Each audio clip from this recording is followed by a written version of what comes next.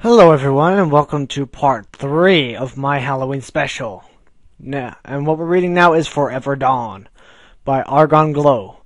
So this is basically in the far future, and death comes to Aquarius is coming to an end, ravaged by war and betrayal. And Celestia is not truly immortal, and death has come to claim her. Also, it says this really nice thing. Death is not evil, nor is he good. He simply is. This is also his first fanfic, and he says feel free to leave critiques. So if you want to go ahead and critique him, go into the description. There will be a link to the story. Forever Dawn. Let's go. This is another short one. I had like 2 readings within the hour. It's freaking fast.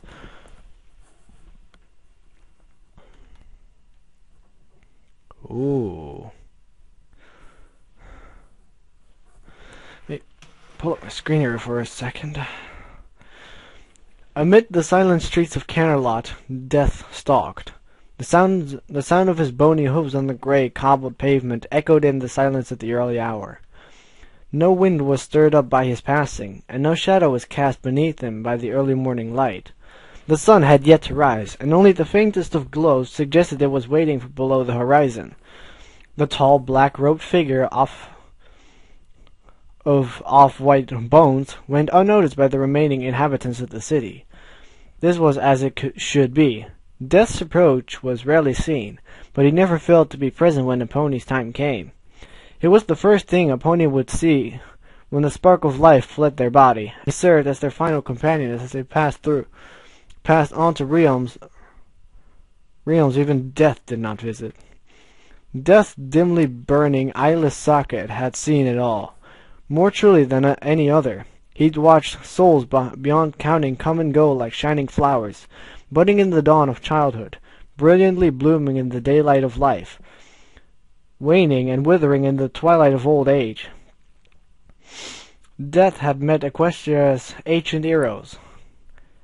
Death had met as well as the vilest criminals, thankfully rare in the peaceful pony society. He had met, sadly, the wailing foals, helpless in death as they were in life. Sadder still were the laments of those pitiable ponies struck down just before their prime, never know the fulfilling golden years of adulthood. Certainly there was some consolation for the one who did nothing but console. Many a mare had departed contently, with friends and family gathered. Scores of stallions had looked down and nodded in approval, seeing their children carry on their legacies. Death had listened eagerly to the greatest minds of every age, and was gladdened by many ponies, hoping to be reunited with loved ones. Whether or not there ever were such reunions, Death did not know. Nah, he's just transporting him, As in these dim days, in the twilight of Equestria. Lol. Such bright moments stolen from the unforgiving passage of time were few and far between. The once glorious nation of ponies was a shadow of its former self. Much of its former territory had been lost to invaders. The hostility of the warlike Griffin tribe had caused thousands of citizens to abandon the great cities of the eastern coast, and the expanding dragon population to the south had made Appaloosa and other frontier towns uninhabitable. The Equestrian military forces proved incapable of pushing back the numerous threats. Equestria was a peaceful nation, and its guards were unused to war. All requests for help had been ignored by the increasingly reclusive Crystal Empire of the frozen north. On top of this, there had been a major schism among the nation's rulers. Luna had betrayed her sister and raised an army against what she saw as Celestia's tyranny. The catastrophic war which ensued had brought even more ruin to Equestria than the Griffin and Dragon attacks had. That had been a busy time for Death, but not an entertaining one. Dying nations produced few ponies who would be interesting to one who had met the famous figures of Equestria's golden age. The only recent bright spot in Death's somber existence had come at the end of the war. The Lunar Republic lay defeated at the gates of Camelot, but Luna herself was too powerful for Celestia to control. With the elements of harmony long gone, she could find no way to cure her sister's madness. There had only been one option. Only one option. Death still wished he had more time with Luna, but all good things must come to an end.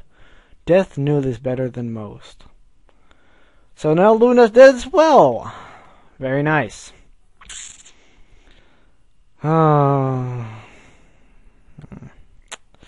Camelot was, in these days, the last sanctuary of ponykind. The upper crust of society went about their petty business, desperately trying to pretend that nothing has changed.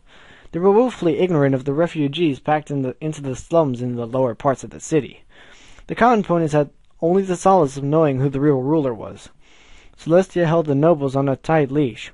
She was the final shining light of ponykind, still toiling after so many centuries to maintain the harmony and order which all ponies sought. But of course, even she couldn't be there forever. Alicorns were once believed to be immortal, but Luna's death had dispelled that illusion. Celestia was still a more than capable ruler.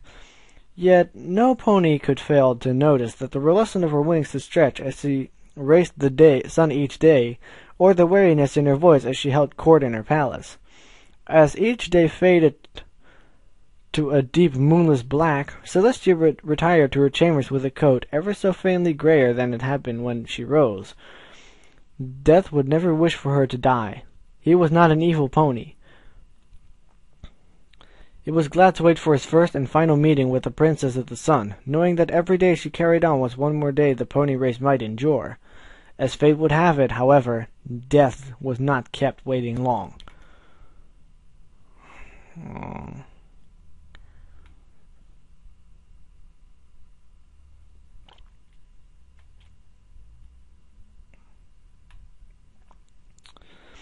It was early spring. She was sleeping.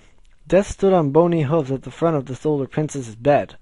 He gazed up on as the slumbering figure breathing faltered, slowed, and finally stopped. Death's ears prickled forwards in the sudden silence. A glittering four-legged form shook itself awake and rolled off the bed. The translucent figure stretched two majestic wings that spanned the room as it climbed to its four powerful hooves. The figure froze, seeming to be aware of its surroundings for the first time. Nothing moved in that silent room, save for the figure's prismatic mane flowing gently in an impossible breeze. The figure turned. Death's pale skull came into focus in its eyes, and she recognized who it saw, not from experience, but from some innate sense which every living being shared. The ghost of Celestia sighed as the weight of millennia lifted from her shoulders. She and Death stood silently. Celestia's knees began to wobble, and Death could spot the faint shimmer of tears about her eyes. The Princess of the Sun sank to the floor, sobbing softly, overcome with profound relief and a deep, heart-wrenching grief. Death knew he could offer no comfort to the distraught Alicorn. He could do nothing but stand by her side and let her unburden her mind in peace. After a time, the sobbing ceased, and the princess's breathing grew more even. Celestia's words, the first spoken in that grey, fateful day, were faint when they reached Death's bony ears. Done. It's done. No more. Celestia lifted her head, her damp purple eyes gazing into Death's lack thereof. Will I ever see her again? Death remained silent, unmoving. Uh-oh. Tell me, demanded Celestia, her voice rising to a frantic pitch. Will I see her? Will I see my dear sister? Oh, sister. Her voice fell again as the tears returned. Luna, I'm so sorry. Death hesitated, uncertain. He wanted nothing more than to tell her that, yes, her sister was waiting to welcome her, but that the moon had forgiven the sun for striking her down. But she deserved better than honeyed lies. I'm sorry, but I probably won't be able to read this in, a good voice, because it says it's voiced like grating tombstones.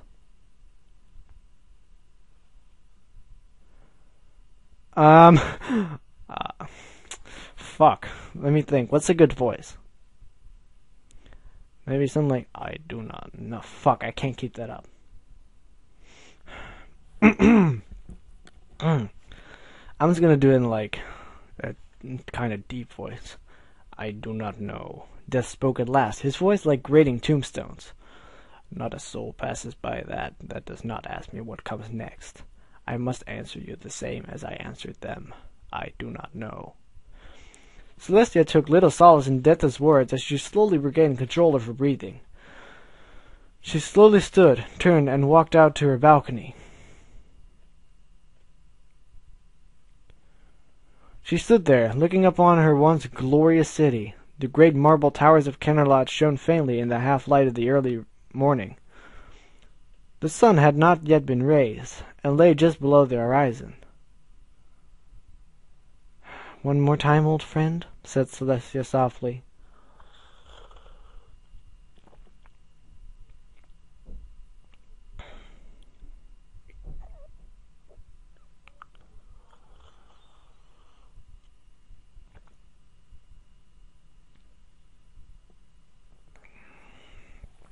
Oh boy.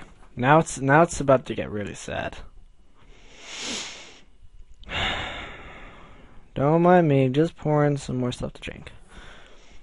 She closed her eyes and her horn began to glow. Death looked on as the Princess of the Sun spread her wings and began to cast her ancient spell. She rose gently, carried aloft almost as much as by the force of her magic as by her wings. Celestia reached the peak of her flight, the light of her horn growing to blinding intensity.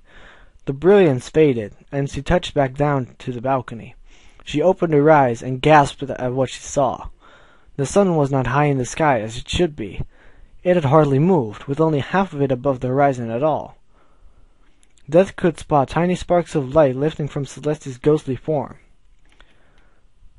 Celestia stared at the golden semicircle for a long while before speaking.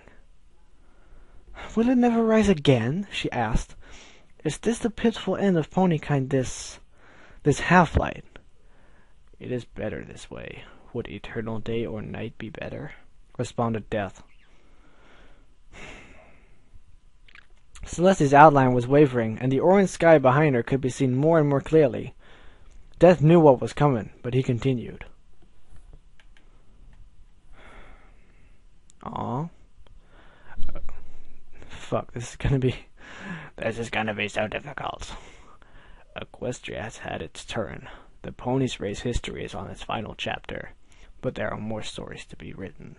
Who knows what comes next? Perhaps the Griffins will get their chance at glory. Sorry if it's too soft, I can't do that loudly. Celestia shone with an intensifying light from deep within her soul. This is not an end, Celestia. Think of it not as a twilight. Think of it as a dawn, if you will. An everlasting dawn for all the world. Celestia's figure was faint now, a mere ghost around a brilliant core. She seemed contented at last by Death's words. "I hope for their sake that they don't make the mistakes I did," she said. Her barely visible face turned skywards. "Luna." If Death could have blinked at that moment, there would be nothing left of the pearly white alicorn when he opened his eyes. There was only a spark, glowing intensely, in the air before him where Celestia had stood. Death reached out and took hold of the spark in his bony hoof. That final name issued softly from the pin-prick of light.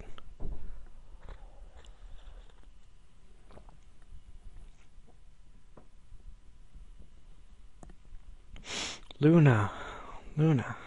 He lifted it up, inspecting it. Under Death's entropic gaze, the spark flared once, then vanished. Celestia had, after a long and glorious reign, departed from Equestria. Death stood there for what seemed, even to him, an eternity. He watched the city slowly wake. Soon they would notice the unmoving sun. He wasn't sure how they would react to the passing of their ruler, but Death, the final shadow that stalks every mortal pony, knew one thing.